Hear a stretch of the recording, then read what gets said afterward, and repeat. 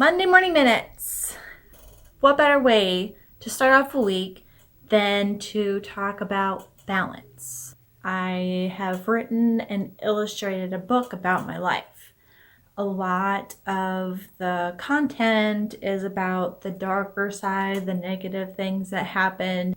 I learned so much through those times that I wanted to focus on those so I could focus on the lessons so I can help others who have been through those times as well. So I finished the book. I drew all the pictures of it, very raw. Me and my editor, love my editor, shout out to you. Mwah! We're in the editing process, and I was told by my therapist and spiritual leader that I needed to kind of put the book aside and start drawing and writing and doing things that I love, that I want in my life, instead of all of the negative things. That was them saying, all right, we need to balance it out here. We'll go back to editing and I will bring it out to you guys as soon as I can. I promise. I'm really excited about it. So what do I mean by balance? I'm gonna list a few different ways that I feel like balance needs to be a part of our lives. One of them being what I need to do and what I want to do. Either really good at always have to do something productive, always have to be doing something that needs to get done, and grind, work, always doing just what needs to be done. Used to be me. And look where that ended up. No good. There were some other people who were the opposite, and as I'm gonna do whatever I want, I don't care who it hurts. And so there's balance there. That's super important for balance and peace and tranquility in our life. Another one is mind, body, spirit, right? Mind, body, spirit. We want them all connected and balanced. You won't feel at ease, and that's what we're looking for, right? Being at ease. That's when we start getting depressed or sick or exhausted because we're not balanced out. Here's another one. We need a balance of work, family, friends, and yourself. Okay? I know a lot of people who are stuck in one or two of those, and the other ones, forget it. It's nowhere to be seen. And I'm going to throw myself in that category. I'm going to throw myself on that as well because I'm guilty of it. I'm working on it now. But we all know the workaholics that, they're never with their families. They never have time for their friends, and they certainly never have time for themselves unless you're talking about the 4 hours of sleep they let themselves have, right? So balance them all out. There's a reason that we have them all. We will feel more connected. We will feel more ready for our life, and we will feel like living our life instead of feeling just stuck. Because when we're not in balance, we're stuck. Okay? Another one I wanted to talk about is the tenses. Okay? So we learn from the past. We learn from it, we accept it, we take the lesson, and we take it with us, and we let the rest go. We let the anger, the resentment, all of the negativity from the past, let them go. They do not need to ruin your present or future. But remember the lessons, because the lessons are important. We go through bad things to learn. And if we don't learn from them, those same issues will keep happening until we finally, light bulb, I finally got it. Okay? Then we have the present. Right now. We need to be present in our lives. What's going on right now? Which means, for example, workaholics, once you are at home and with your family, enjoy your family. Leave work. Enjoy where you're at right then and there with your family, with your friends, or sitting on the couch reading a book by yourself, whatever it is, enjoy the present. When I was in nursing school, I was obsessive. I needed to be the best grades. I was the president. I had to get the best grades and be the best example and befriend everybody. And I was also on the student senate for campus wide. I put a lot of pressure on myself. And so I was always studying or organizing or something. And I remember very specifically sitting in a chair, like this chair actually, and my little boy, who was even littler back then, he came up. I mean, I had like books and note cards and everything scattered all over, and he came up and like shut my book and went, "All done, Mommy." I said, "You know what? You're right." And I took the books aside and I decided that spending some time with my kid on the floor was more important than getting the top grade in the class or getting a 94 on the test instead of 100. I mean, those moments with my son, I will never get back.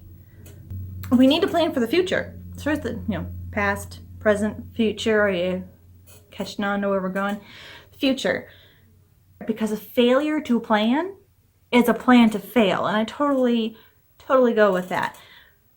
Write down your goals. Write down what you want. I have a vision board. I'll admit it's cheesy. It's corny. I got one. And I love it. It's on my computer screen. It's hanging in my room. It's on my phone. It's where I'm going to see it a lot to keep me focused. Like, this is what I want in life. And if you are any followers of the law of attraction or The Secret, it just brings it right to you. But along with my vision boards, I, like I said, have started drawing the good parts of my life and what I want in life and how I want things to be in the future. So I'm kind of working that into the past, present, future, okay? What else can we balance out? Okay. Girls, especially. We have an issue with this, but I don't think it's just exclusively for girls, but our mind and our heart. Balancing those out is probably one of the toughest ones. I know at least at some point you have thought or heard my head and my heart are saying two totally different things. And we are in turmoil until we get those to match up. Whether it's picking one or the other or finding a way to find middle ground where we can be happy, we will be at war and like tug of war, right? It's crazy. I hate that unbalance of mind and heart because I'm like, what do you go by? You've always got those people who say, oh, you always got to follow your heart. And then you've got the others who are like, no, you got to go with your head because your heart will lead you astray. And let me tell you, they both have led me astray and they both have messed up. So they need to balance. They need to work together. It's not just one or the other. They are connected. Our whole body is connected to each other. Connect them. Get them to agree so they're not button heads anymore, and you will find some peace in your life.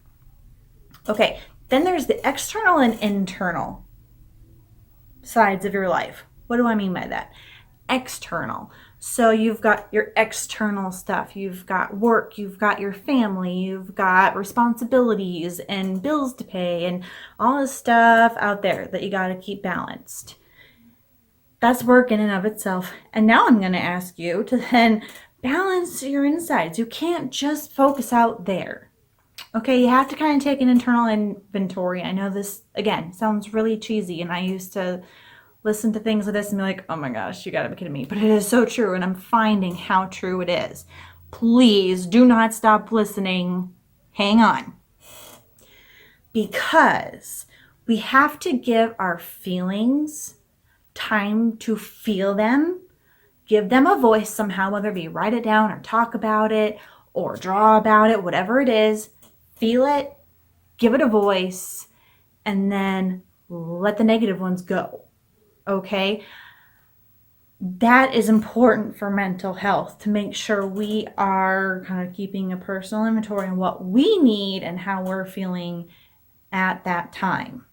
So I used to be, and a lot of people I know, very, very external. I was always worried about what's going out there. And the problem was I knew what was going on inside wasn't so great. So why would I want to think about that? Why would I want to keep my focus there? I'm going to keep my focus out here. And I worked hard and I never got any sleep and I never took time for myself and I took care of everyone else except for myself. I, was all external. I did not want to deal with the insides. I had a mental breakdown, people, and I'm not joking. I was in the hospital. So when I tell you that's important, you can't just stuff your feelings and pretend they're not there. I promise they're there. They will come back up if you don't give them their time and their voice. They'll come back up in ways we don't want them to, in anger or whatever. You've got to take care of what your mind and your heart and your insides are telling you, your gut instincts. Give them their place too. Okay, the last one I want to talk about is giving and receiving. Again, think about people in your life, and I know you know some of them are really good givers. They give their time, their comfort, just give and give and give and give. They're making dinners for people. They're writing thank you letters. They're sending out cards, giving. Let me do this for you. Let me do this for you. And sure, I'd love to help. But they are terrible at receiving it. Then there's those who are like, I call them vampires, because they suck the life right out of you. They just take and take and take and take and take from you and others, and they give you nothing back. Every relationship should pretty much be a two-way street, whether it be family, friends, coworkers. There needs to be a balance. And if there's not a balance, it really puts stress on the relationship itself, because there has to be give and take.